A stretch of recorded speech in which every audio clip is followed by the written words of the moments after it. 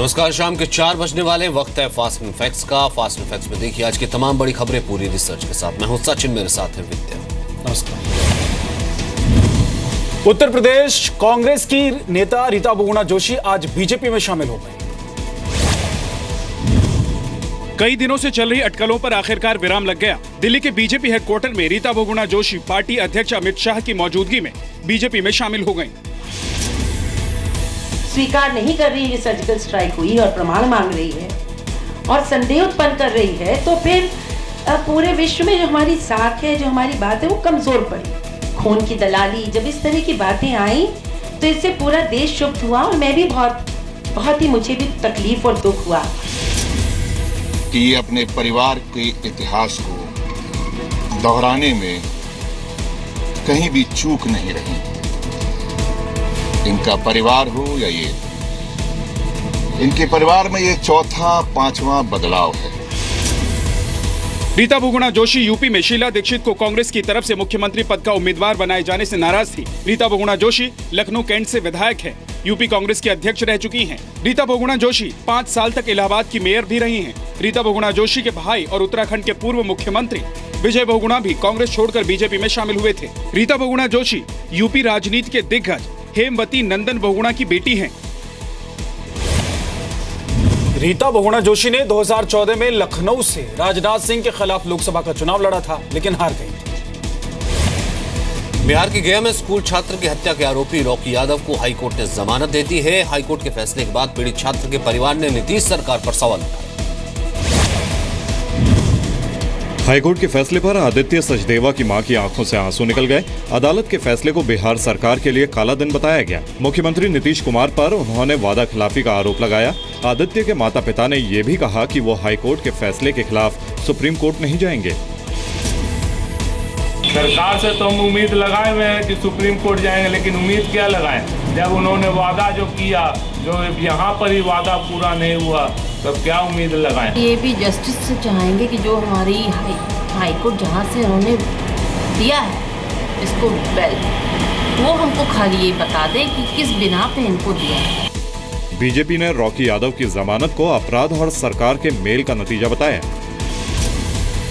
देखिए, रॉकी यादव का बेल मिलना बिहार में चल रहे सत्ता और अपराधी के गठजोड़ का बड़ा प्रमाण है। अब तक जो हमारा ट्रैक रिकॉर्ड 11 वर्षों का है कानून व्यवस्था के मामले में, उसका अनुपालन किया जाएगा और न्याय पाने के लिए अंतिम जो पायदान है वहां तक के राज्य सरकार पीड़ित परिवार के साथ खड़ी रहेगी।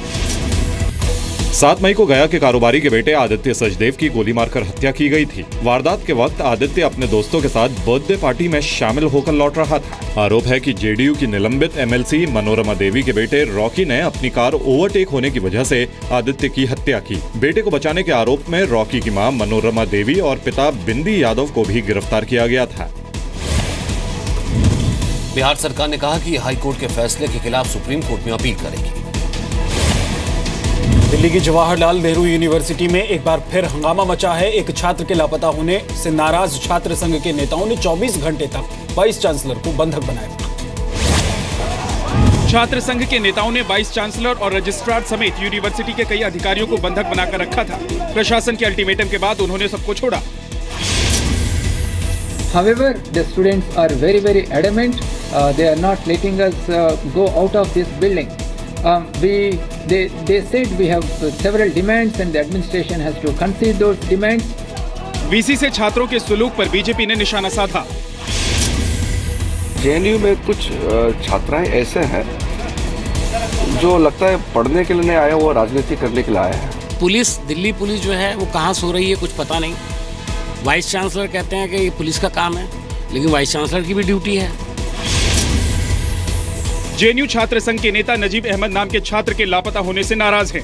14 अक्टूबर को नजीब का अपने हॉस्टल में एबीवीपी के छात्रों से झगड़ा हुआ था। 15 अक्टूबर की सुबह से वो लापता है। यूपी के बदायूं का रहने वाला नजीब अहमद एमएससी बायोटेक्नोलॉजी का छात्र है। जेएनयू के माही मांडवी हॉस्टल में उसे कमरा मिला था। नजीब के परिवार ने उसके लापता होने की रिपोर्ट पुलिस में दर्ज कराई है। दिल्ली पुलिस ने उसकी तलाश में मदद करने वालों को 50,000 के इनाम का ऐलान किया है। नजीब अहमद की गुमशुदगी को लेकर गृह मंत्री राजनाथ सिंह के आदेश पर दिल्ली पुलिस ने एक स्पेशल टीम बनाई है। जम्मू कश्मीर में एक बार फिर पाकिस्तानी आतंकियों ने घुसपैठ की कोशिश की, लेकिन बीएसएफ ने इसे नाकाम कर दिया।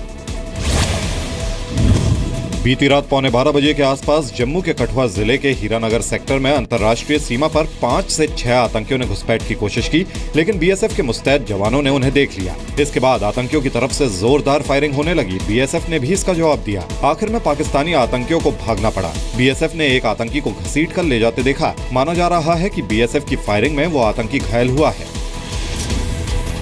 It's very difficult to stop the force infiltration unless until you are alert. So this was not only foiled, but one of them has been injured. We have seen them taking back. जिस जगह घुसपैठ की कोशिश हुई वो पाकिस्तान की 2 सीमा चौकियों के बीच है। बीएसएफ को शक है कि बिना पाकिस्तान रेंजर्स की मदद के आतंकी घुसपैठ नहीं कर सकते। घुसपैठ की कोशिश के दौरान पाकिस्तान रेंजर्स की तरफ से जोरदार फायरिंग हो रही थी। सर्जिकल स्ट्राइक के बाद पाकिस्तान की तरफ से सीज फायर उल्लंघन और घुसपैठ की कोशिशों में बढ़ोतरी हुई है। सर्जिकल स्ट्राइक के बाद पाकिस्तान ने कम से कम 25 बार सीज फायर का उल्लंघन किया है। पाकिस्तान के आतंकी भारत में घुसपैठ कर किसी बड़ी वारदात को अंजाम देने की फिराक में है। पाकिस्तान की फायरिंग का सबसे ज्यादा नुकसान सीमा और एलओसी के पास रहने वाले लोगों को हो रहा है। फिल्म ए दिल है मुश्किल की रिलीज को लेकर फिल्म निर्माताओं ने आज गृहमंत्री राजनाथ सिंह से मुलाकात की है। प्रोड्यूसर्स गिल्ड के सदस्य दिल्ली पहुंचकर गृहमंत्री से मिले। राजनाथ सिंह ने फिल्म को पूरी सुरक्षा का भरोसा दिया। गृहमंत्री ने कहा कि वो सभी राज्यों के मुख्यमंत्रियों से बात करेंगे ताकि फिल्म रिलीज करने वाले सिनेमाघरों को कोई नुकसान न हो। उन्होंने हमें एश्योरेंस दी कि जो सपोर्ट चाहिए गवर्नमेंट से वो हमें 100% मिलेगी और वो अपने सब स्टेट के मुख्यमंत्री जी को कहेंगे कि लॉ एंड ऑर्डर बिल्कुल इंटैक्ट रहे और कोई वायलेंस कोई भी थिएटर के आसपास कोई नहीं। They've always been a party of goons. कोई भी अगर गुंडागर्दी करेंगे तो लॉ एंड ऑर्डर अपने हाथ में लेने के लिए एक आम जनता आपको और मुझे जो सजा का सामना करना पड़ेगा उनको भी करना पड़ेगा सर। उरी आतंकी हमले के बाद फिल्म में पाकिस्तान के कलाकार फवाद खान के होने का विरोध हो रहा है। एमएनएस ने धमकी दी है कि वो किसी हाल में ए दिल है मुश्किल रिलीज नहीं होने देगी। कल एमएनएस कार्यकर्ताओं ने मुंबई के कुछ सिनेमाघरों में हंगामा भी किया। कुछ कार्यकर्ताओं को हिरासत में भी लिया गया था। फिल्म निर्माताओं ने सुरक्षा को लेकर मंगलवार को मुंबई के पुलिस कमिश्नर से भी मुलाकात की थी। विवाद के बाद फिल्म के निर्माता निर्देशक करण जौहर ने कहा कि वो आगे पाकिस्तान के कलाकारों के साथ काम नहीं करेंगे। ए दिल है मुश्किल 28 अक्टूबर को रिलीज होने वाली है। देशद्रोही गतिविधियों के आरोप में जम्मू कश्मीर सरकार के 1 दर्जन से ज्यादा कर्मचारियों को बर्खास्त किया गया है। पुलिस ने आरोपी कर्मचारियों की देश विरोधी गतिविधियों के बारे में रिपोर्ट तैयार की थी। इसे चीफ सेक्रेटरी के पास भेजा गया।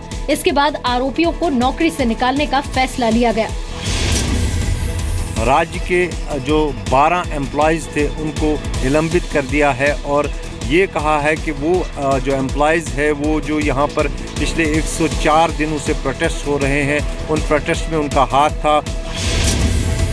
देखिए, ये कोई राजनीतिक डिसीजन नहीं है बल्कि प्योरली एडमिनिस्ट्रेटिव डिसीजन है और मैटर ऑन रिकॉर्ड होगा।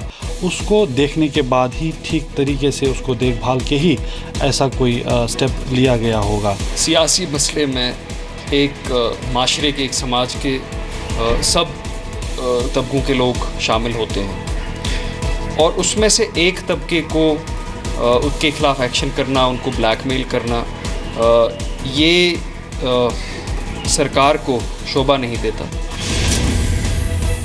बर्खास्त होने वाले कर्मचारी जम्मू कश्मीर सरकार के अलग अलग विभागों में काम करते थे। कुछ बर्खास्त कर्मचारियों को पहले ही पब्लिक सेफ्टी एक्ट के तहत गिरफ्तार किया जा चुका था। बुरहान वानी के एनकाउंटर के बाद जम्मू कश्मीर में 90 से ज्यादा लोगों की मौत हुई है, जबकि 12,000 से ज्यादा लोग घायल हुए हैं।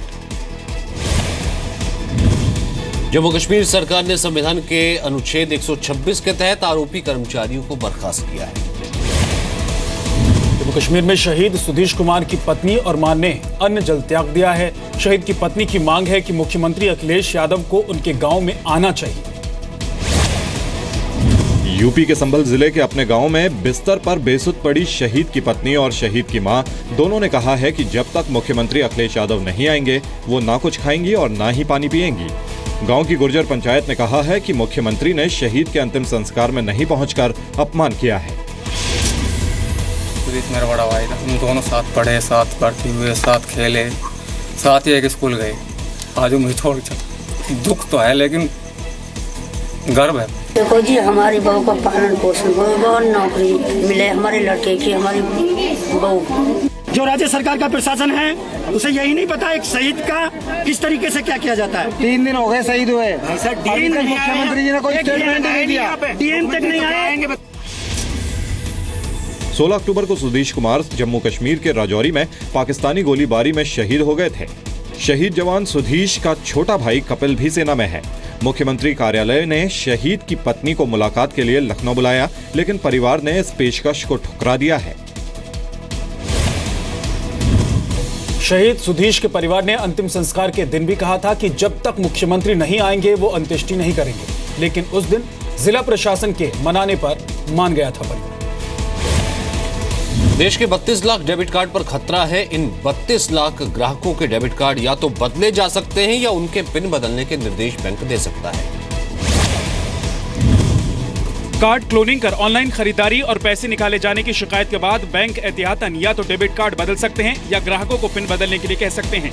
जिन बैंकों को सबसे ज्यादा प्रभावित बताया जा रहा है उनमें state bank of India, HDFC bank, ICICI bank, yes bank और एक्सिस बैंक शामिल हैं। संदिग्ध 32 लाख डेबिट कार्ड में से 26 लाख वीजा और मास्टर कार्ड के हैं, वहीं 6 लाख रुपए डेबिट कार्ड हैं।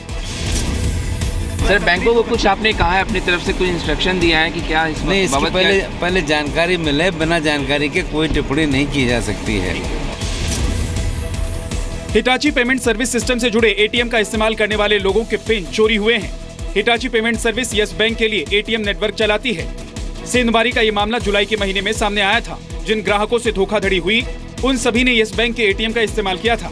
कहा जा रहा है कि ये भारत के फाइनेंशियल डेटा में अब तक की सबसे बड़ी सेंधमारी है। शिकायत मिलने के बाद SBI ने करीब 6.25 लाख ग्राहकों के एटीएम या डेबिट कार्ड ब्लॉक कर दिए हैं। SBI ने सफाई दी है कि उसका सिस्टम पूरी तरह सुरक्षित है और जिन ग्राहकों के कार्ड ब्लॉक किए गए हैं उन्हें बिना किसी चार्ज के नया कार्ड दिया जाएगा। यस बैंक ने भी कहा है कि उसके सभी एटीएम की जांच उसने की है और सुरक्षा में सेंध का कोई मामला सामने नहीं आया है। अमेरिका में राष्ट्रपति चुनाव के आखिरी चरण के प्रचार में रूसी राष्ट्रपति व्लादिमीर पुतिन बहस का मुद्दा बन गए। हिलरी क्लिंटन और डोनाल्ड ट्रंप के बीच तीसरी और आखिरी प्रेसिडेंशियल डिबेट नेवादा में हुई।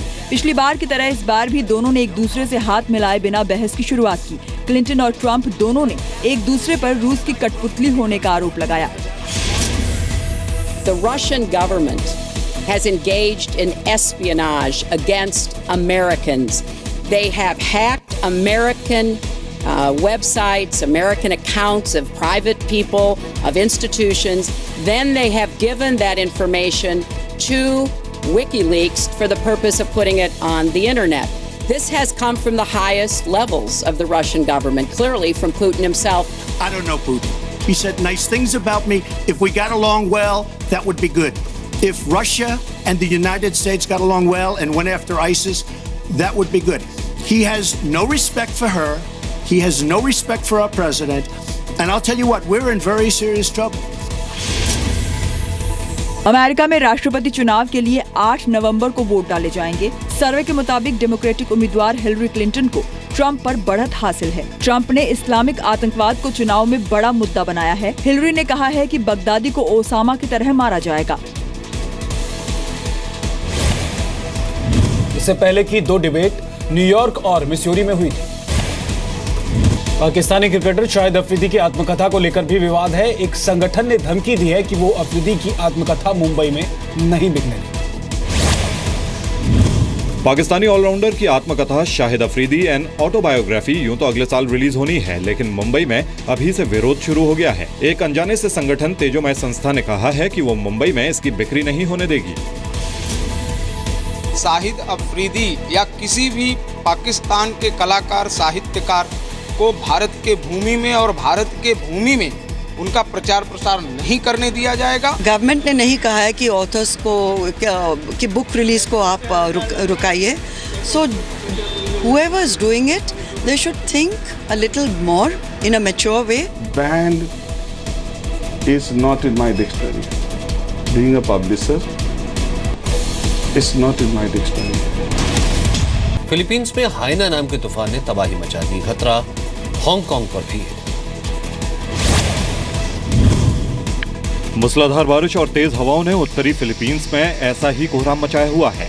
कैटेगरी 5 के तूफान की वजह से भारी नुकसान हुआ है। 225 किलोमीटर प्रति घंटे की रफ्तार से हवाएं चल रही हैं। जगह जगह पेड़ और खंभे गिर गए हैं। लोगों ने सामान को बांधकर उसे उड़ने से बचाने की कोशिश की। प्रशासन ने लोगों के लिए राहत शिविरों का इंतजाम किया है। दूसरी तरफ हांगकांग में हाइमा तूफान की आहट से भारी बारिश शुरू हो गई है। कई इलाकों में पानी जमा हो गया है। मौसम विभाग के मुताबिक कल हाइमा तूफान हांगकांग पहुंचेगा। फिलीपींस में हर साल 20 तूफान आते हैं। हाइमा को 2016 का 12वां तूफान बताया जा रहा है। हाइमा तूफान से अभी तक 70 साल के एक बुजुर्ग की हार्ट अटैक से मौत हुई है। 2013 में फिलीपींस में आए तूफान से 6000 लोगों की मौत हो गई थी। प्रशासन को उम्मीद है कि हवाओं की रफ्तार कल तक 100 किलोमीटर प्रति घंटे की हो जाएगी। फास्ट इफेक्ट्स में फिलहाल इतना ही। अब आपसे अगली मुलाकात शाम 7 बजे होगी।